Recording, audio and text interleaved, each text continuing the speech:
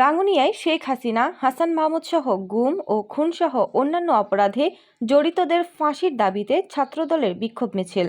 চট্টগ্রামের রাঙ্গুনিয়ায় প্রহসনের বিচারের মাধ্যমে সাবেক প্রধানমন্ত্রী বেগম খালেদা জিয়া, দেশনায়ক তারেক রহমানকে মিথ্যা রায়ের মাধ্যমে কারান্তর ঋণের সাথে জড়িতদের বিচার, জুলাই আগস্টের ছাত্র জনতার গণ অভ্যুত্থানে নির্বিচারে গুলি করে হত্যার সাথে জড়িত রাঙ্গুনিয়ার সাবেক সংসদ সদস্য শহীদ সালাউদ্দিন কাদের চৌধুরীর হত্যার সাথে জড়িত ৪১ জন মিথ্যা সাক্ষীদের বিচার ও হুম্মাম কাদের চৌধুরীকে অবৈধভাবে ৭ মাস গুমের সাথে জড়িত সহ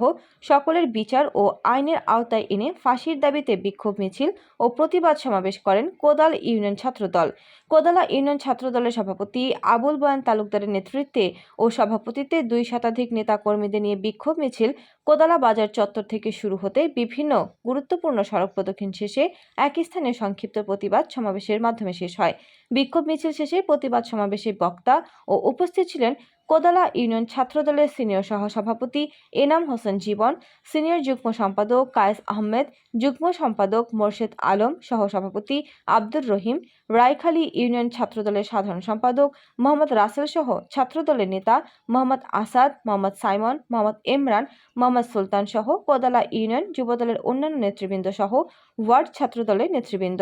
এদিকে বিক্ষোভ মিছিল শুরুর প্রারম্ভে ইউনিয়ন ও ওয়ার্ড ছাত্রদলের নেতা কর্মীরা মিছিল সহকারে বাজার চত্বরে এসে উপস্থিত হতে থাকে।